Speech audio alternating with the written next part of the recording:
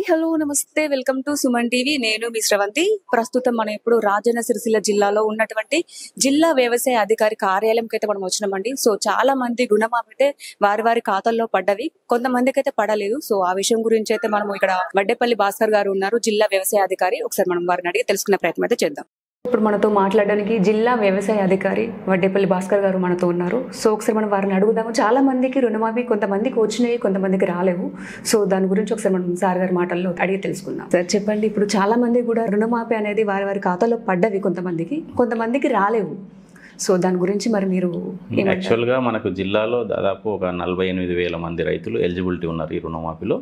ఇప్పటి వరకు 35,000 మందికి క్రెడిట్ చేయడానికి ప్రాసెస్ స్టార్ట్ చేశారు. 23,785 మంది రైతులు, ఒక 167 కోట్ల మందం క్రియేట్ అయిపోయినాయి. అందులో మనకి ఏంటంటే ఒక 455 అకౌంట్లు డిఫరెంట్ రీజన్స్ తోటి, అంటే వాళ్ళ బ్యాంక్ అకౌంట్ క్లోజ్ కావడం కానీ, లేకపోతే ఆధార్లో నేమును బ్యాంక్లో నేమ్ మిస్ మ్యాచ్గా ఉండడం కానీ, లేకపోతే బ్యాంక్లో ఐఎఫ్ఎస్సి కోడ్ తప్పు పడడం కానీ, దానివల్ల కొంతమందికి ఏమైందంటే ఆగిపోయింది. కొన్ని బ్యాంక్స్లలో ఏంటంటే ఐఎఫ్ఎస్సి కోడ్ టోటల్గా బ్యాంకే తప్పడింది, ఎస్పెషల్ ఐఓబి అట్లాంటివి ఆగిపోయినాయి. అంటే ఒక ఫస్ట్ ఫేజ్లో మనకు ఒక 455 ఆగిపోయినాయి, సెకండ్ ఫేజ్లో జస్ట్ ఒక 66 అకౌంట్లు ఆగిపోయినాయి. మొత్తం 35,000 మందిలో ఈ 455ను 577 దాకా ఆగిపోయినాయి అకౌంట్లు. మిగతా అందరికీ అమౌంట్ పడ్డాయి. ఇక రాని వాళ్ళ సంగతి ఏంటంటే మనకి ఈ 48,000 మంది అనుకునే రైతులందరికీ ఈ థర్డ్ ఫేజ్లో కానీ ఇంకా కొంచెం అంటే 2 లక్షల కంటే ఎక్కువ ఉన్న వాళ్ళకి కొంచెం గైడ్లైన్స్ ఫ్రేమ్ చేయాలనే ఉద్దేశంతో ఆపేస్తారు వాళ్ళకి. అంటే ఈ థర్డ్ ఫేజ్ వరకే గైడ్లైన్స్ ఫ్రేమ్ కావచ్చు, వాళ్ళని ఎట్లా చేద్దాం అనేది, లేకపోతే ఆ తర్వాతనైనా కావచ్చు. బట్ ఈ 15th నుంచి 30th ఆగస్ట్ లోపు మొత్తం అందరికీ క్లియర్ అవుతాయని మాకు ఇన్ఫర్మేషన్ ఉంది. అది గవర్నమెంట్ డెసిషన్ మీద డిపెండ్ అయి ఉంటుంది. ఇక రాని వాళ్ళు అనేది మేజర్గా డిఫరెంట్ రీజన్స్ తోటి ఉన్నారు. మేజర్గా మనకు ఆధార్ లేకుండా, ఆధార్ సంఖ్య బ్యాంకు లింక్ కాకుండా ఉన్నాయి కొన్ని అకౌంట్స్ ఉన్నాయి. ఇంకా కొన్ని ఏంటంటే మనకి దుబాయ్ ఫారెన్ వెళ్ళిన రైతులు ఏంటంటే వాళ్ళ బ్యాంకర్స్ వాళ్ళ మిస్సెస్ పేర్ల మీద కన్వర్ట్ చేశారు లోన్ అకౌంట్ని, కానీ వాళ్ళకి పట్టాదారు పాస్ పుస్తకం లేదు. ఆ విధంగా ఆపేశారు. కొన్ని అకౌంట్స్ ఫ్రీగా ముందే మనం వెరిఫై చేయాలనే ఉద్దేశంతో కొన్ని కూడా అట్లా కూడా గవర్నమెంట్ ఒక 10%, 15% అట్లా కూడా ఆపినట్టు మాకు ఇన్ఫర్మేషన్ ఉంది.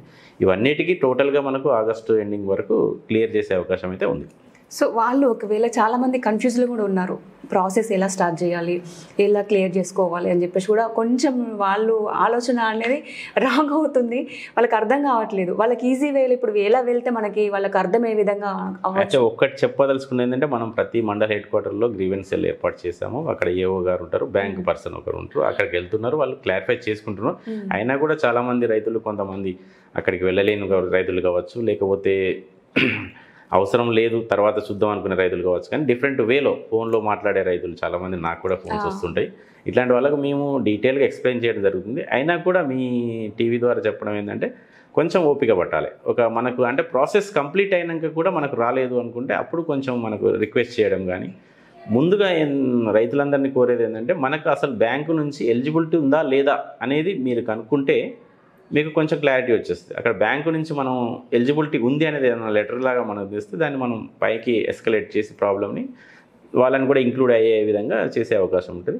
కానీ ఇప్పుడు ఆందోళన చెందాల్సిన అవసరం లేదు. మనకు 3వ ఫేజ్ అయిపోయిన తర్వాత కూడా 2 లక్షల పైన రైతులకి ఒక ప్రొసీజర్ ఫామ్ చేస్తారు. ఆ ప్రొసీజర్ ఫార్ములేట్ చేసిన తర్వాతనే వాళ్ళకు అమౌంట్ పడుతుంది. అంటే ముందు వాళ్ళు అమౌంట్ పే చేయాలి, ఎక్సెస్ అమౌంట్ అంతా.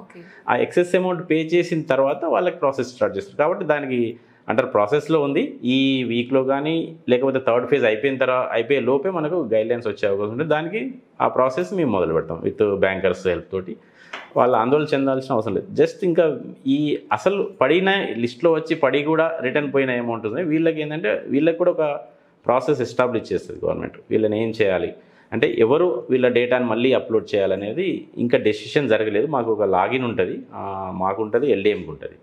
ఈ లాగిన్లో వీళ్ళ డేటాను మళ్ళీ రీఅప్లోడ్ చేస్తారా లేకపోతే బ్యాంకరే పంపిస్తే సరిపోద్దా అనేది ఇంకా క్లారిటీగా మాకు కూడా ఇన్ఫర్మేషన్ లేదు. అది వచ్చిన తర్వాత వీళ్ళ డేటాను కూడా పైకి పంపిస్తాము. అప్పుడు వాళ్ళు థర్డ్ ఫేజ్లో వాళ్ళని ఇంక్లూడ్ చేసే అవకాశం ఉంటుంది. Okay sir, thank you.